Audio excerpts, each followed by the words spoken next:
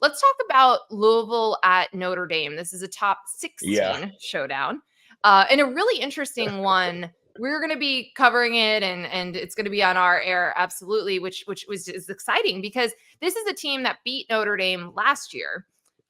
It's Jeff Brom. He's super creative offensively. It's really interesting. You're also seeing Tyler Shuck. It's his third stop, but it works. Like it's working for him. He was at Oregon first, then Texas Tech, and now here at Louisville, and a quarterback for Brom. Meanwhile, you've got a Notre Dame team that has just been shaky. Even though they took care of business against their second MAC opponent, it was still dicey for a half. There's still questions about the pass game, or even just sort of like the ceiling for Riley Leonard. So it's a really fascinating time to get a ranked opponent at home for them, and then for Louisville to like actually get a challenge in a ranked opponent on the road.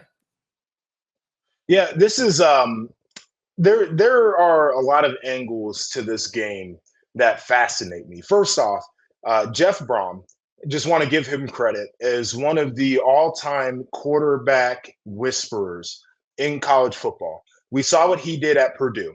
Aiden O'Connell is a guy who loved to tell us that he was seventh on the depth chart when he came in, walked on there, was highly productive. He took Jack Plummer as a guy who he had at Purdue, transferred in to Louisville, played really good ball. And then you've got Tyler Shuck, as you mentioned, on his third stop, who's playing some great football there. So Jeff Brom knows what he's doing with quarterbacks. He knows what he's doing with offense.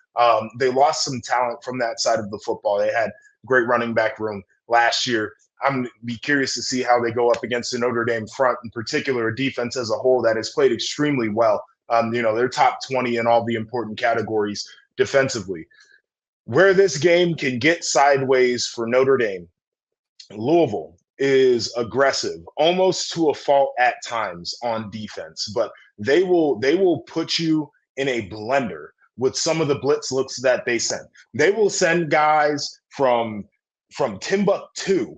You don't know where they're coming from, and they create havoc. They live on the other side of the line of scrimmage. Now, the sack numbers might not necessarily reflect it all of the time, but they're good at getting sacks. They're good at getting TFLs, and they're good at disrupting the quarterback. And for Notre Dame, if they cannot be on schedule offensively, if they can't be in 2nd and 6, if they can't be in 3rd and 2, this game is not going to go the way that they want it to go. I think Notre Dame ends up winning this football game. The 6 is a problem for me. I think Louisville will cover that.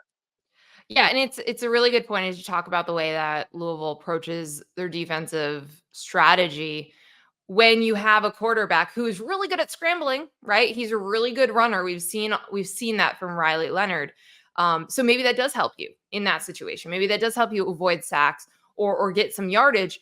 But if you're so one-dimensional, what else does that tell you about how Louisville can attack them defensively? Do you think that we see a productive pass game from Notre Dame in this game? Because I feel like last week we said that, like, you can't win a game against a quality opponent like Louisville if you can't really throw the ball.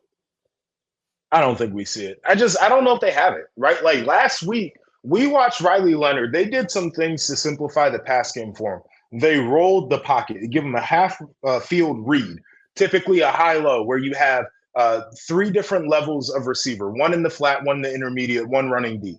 And you get to pick. If the defense stays deep, you throw it short. If the defense stays short, you throw it deep. He had dudes wide open in the flat and just flat out missed them. Yeah. He missed them. There were times where there would be a guy open down the field and he'd be like, I think I'm just going to run this ball. I think I'm going to run it because that's what I'm comfortable doing. And I just don't know if they have the passing attack that people want or expect them to have. There were some really funny jokes going around where they were like, Marcus Freeman seeing that Michigan won a game with 32 pass yards. Ooh, like it was like these teams are more one-dimensional than we're used to seeing. It's Midwest football, right? You've got Michigan doing it. We talked about Iowa. You've got Notre Dame trying to win games like this. It's old school, put you in a phone booth and knock you around. And they are pathways for these teams. Is it sustainable?